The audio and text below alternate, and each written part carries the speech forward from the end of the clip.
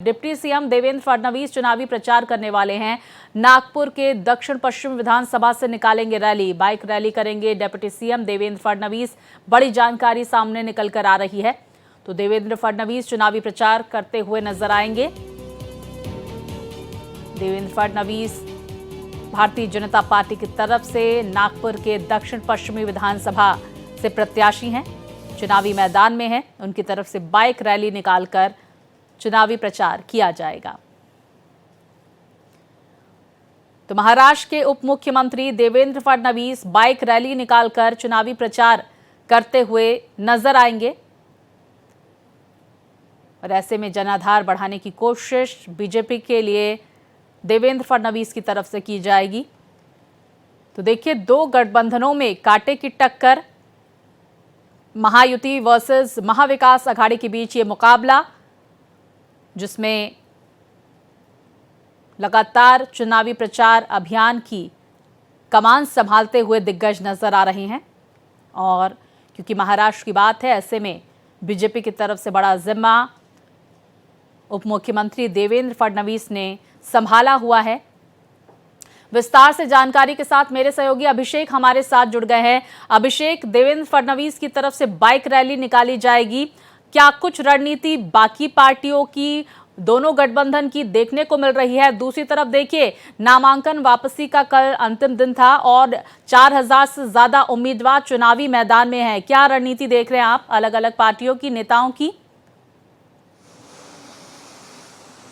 देखिए, नामांकन वापसी का दिन खत्म हो चुका है और ऐसे में करीब 4000 प्रत्याशी मैदान में है 288 विधानसभा के लिए। तमाम सारे जो गठजोड़ देखने को मिले इस दौरान, कई कोशिशें हुई सीट जीतने के लिए, उम्मीदवारों को वापस करवाने के लिए 2000 से ज़्यादा लोगों ने नामांकन वापस भी लिए हैं। तो ये एक राहत भरी खबर है। दूसरा ये है कि इतने सारे प्रत्याशी अगर मैदान में है तो जो प्रमुख प्रत्याशी हैं पार्टियों के, उनके लिए भी तो एक बड़ी चुनौती बनी हुई है। वहीं दूसरी तरफ अगर बात करें तो आज दक्षिण पश्चिम विधानसभा, जो देवेंद्र फडणवीस की विधानसभा है, वहां से ही आज से प्रचार का शुभारंभ देवेंद्र फडणवीस करने जा रहे हैं। और आज जो प्रचार शुरू करेंगे उसके बाद वो कंटिन्यू 50 रैलियां अभी तक उनकी प्लान है और उस दौरान वो लगातार इस तरीके के प्रचार करते रहेंगे। आज इस समय में कुछ देर में देवेंद्र फडणवीस इसी चौक से आएंगे और वहां पर बाइक रैली करेंगे और उसके बाद वो शाम को कोल्हापुर जाएंगे। अगर दूसरी पार्टियों की बात करें तो उद्धव ठाकरे भी आज से कोल्हापुर से अपने चुनावी प्रचार की शुरुआत कर रहे हैं। एकनाथ शिंदे ने मुंबई से शुरुआत कर दी है और वो कई विधानसभाओं में घूम रहे हैं। सरकार को भरोसा है कि उनकी जो काम है, उनकी जो नीतियां हैं, उसके आधार पर जनता उनके साथ आएगी। तो विपक्ष की कोशिश है ये बताने की कि 2.5 साल में सरकार ने किस तरीके से लोगों को हाशिया पे छोड़ दिया, पार्टियां तोड़ी और समाज जो संस्थाएं थी उनको कैसे हाईजैक करने की कोशिश की, जो आरोप हमेशा विपक्ष लगाते रही है। अभिषेक, एक और सवाल मैं यहाँ पर आपसे करना चाहूंगी, क्योंकि महाराष्ट्र की राजनीति को भली भांति आप जानते हैं। लगातार एक बात का हम जिक्र कर रहे हैं कि बागी खेल बिगाड़ सकते हैं। इन बागियों को फेवर में करने के लिए बड़े नेता क्या रणनीति अपना रहे हैं महाराष्ट्र में? बहुत शॉर्ट में जवाब दें।